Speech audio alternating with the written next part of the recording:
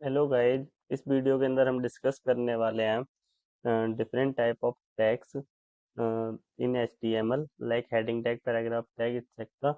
And इसको देखने के बाद हम सीख पाएंगे कि कैसे करके हम डिफरेंट टाइप ऑफ टैग्स कैसे कहाँ कहाँ यूज करते हैं, कैसे यूज करते हैं, वो सारी चीज़ें। उससे पहले देख लेते हैं कि इस प्लेलिस्ट के अंदर इससे पहले क्या क्या डिस्कस करा है और कौन कौन सी वीडियो हैं इस प्लेलिस्ट के अंदर।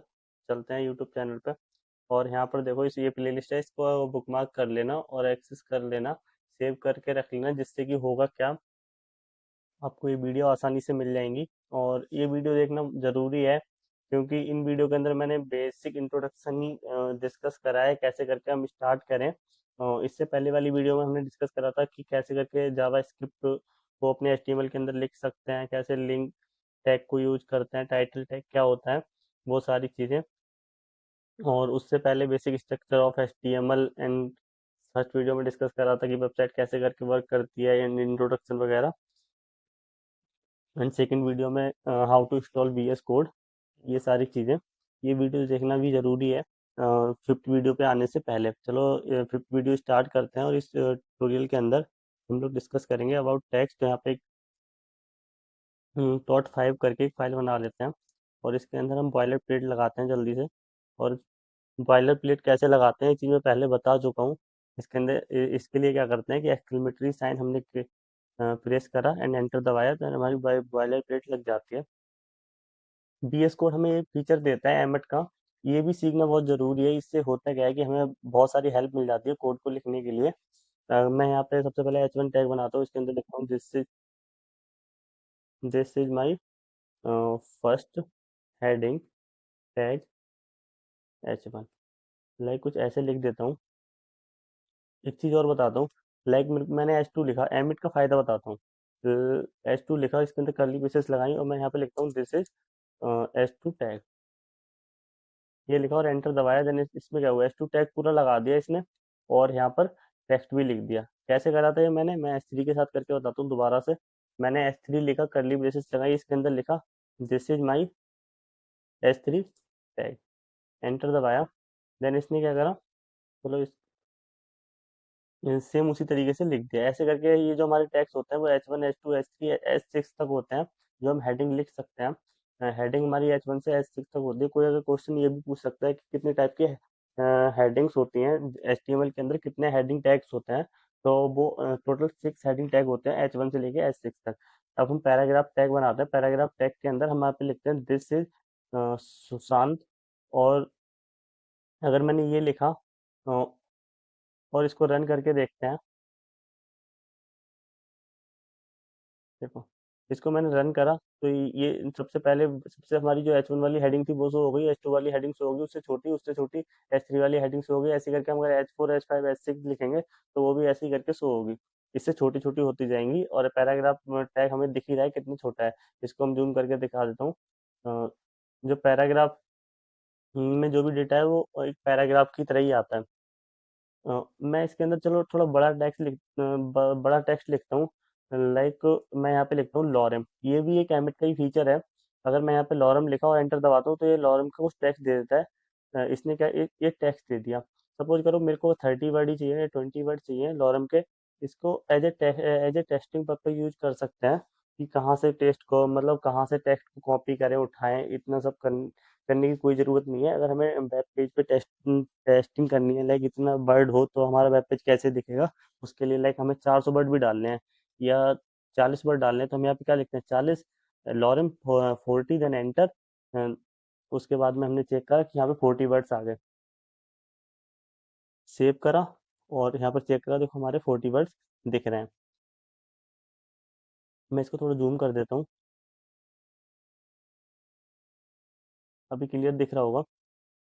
एंड इस इसके अलावा गाइस एक चीज़ होती है, लाइक HTML में मैं यहाँ पे एंटर एंटर दबा दूँ और मैंने एंटर दबाया, देन इतना सारा स्पेस क्रिएट हो गया हमारी फाइल के अंदर।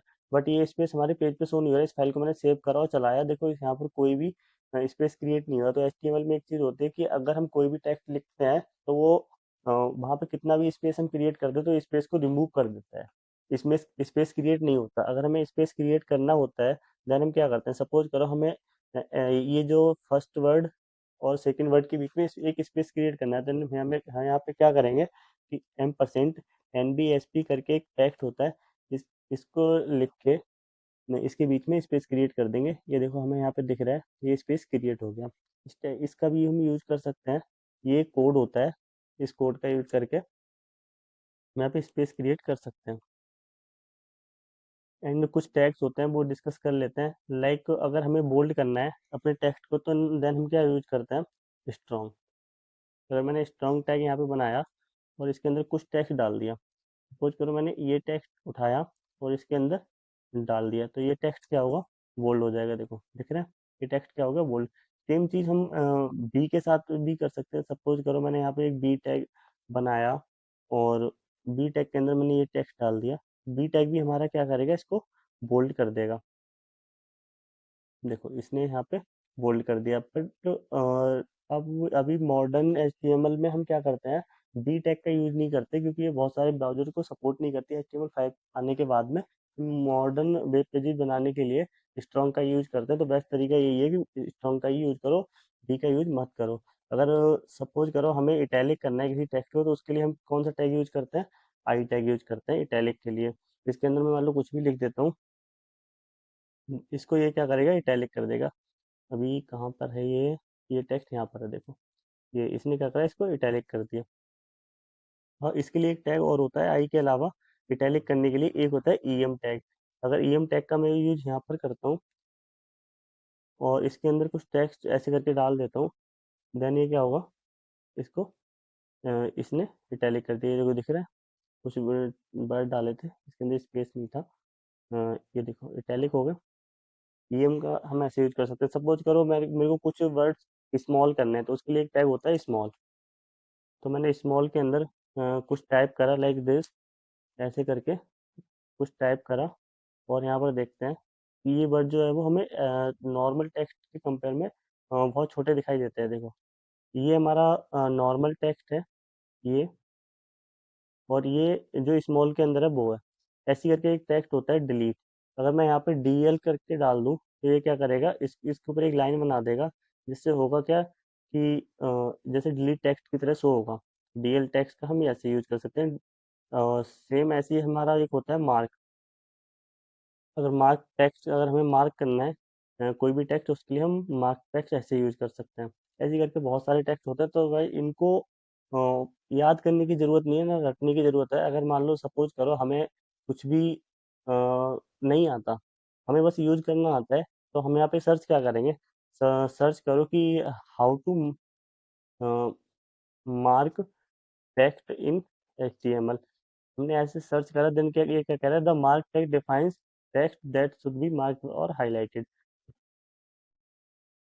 इसके बाद में एक चीज और देख लेते हैं कि what is the difference between tag and elements. ये क्वेश्चन बहुत सारे इंटरव्यूअर पूछते हैं in basic interview, like what is the difference between tags and elements. So tags क्या होते हैं, लाइक हमने यहाँ पे लिखा H1, ये जो H1 है, H1 जो एंगुलर ब्रैकेट से स्टार्ट हो रहा है एंड लेफ्ट एंड राइट, मतलब राइट एंगुलर ब्रैकेट से बंद हो रहा है, तो इसको हम क्या बोलते हैं, इसको हम बोलते हैं स्टार्टर टैग, एंड इसको क्या बोलते हैं, एंडिंग टैग। ठीक है, स्टार्टिंग टैग और एंडिंग टैग। और अगर ये तो हमारे क्या हो गए tag, like H1 H2 H3, paragraph tag, small tag, EM tag, ये हमारे क्या होते हैं, टैग्स होते हैं। अगर इसके अंदर मैं मान लो कोई टेक्स्ट लिखता हूँ, दिस इज हेडिंग, लाइक ऐसे करके मैंने लिख दिया, तो ये अब पूरा ये हमारा क्या होगा, लाइन नंबर 21 जो हमारी लिखी हुई है, ये क्या है, ये एक एलिमेंट है, इसको हम क्या बोलते हैं, एलिमेंट। तो this is the basic difference between the element and tags. So guys, ये वीडियो को यहीं पे ख़त्म करते हैं और नेक्स्ट वीडियो में मिलते हैं। और नेक्स्ट वीडियो में हम कुछ और चीज़ें डिस्कस करेंगे about how to put a link and how to put image on web pages and etcetera. So thank you guys, bye bye. इस चैनल को सब्सक्राइब कर लेना, यहाँ पर बहुत सारी वीडियोस मिल जाएंगी रिलेटेड टू कोडिंग।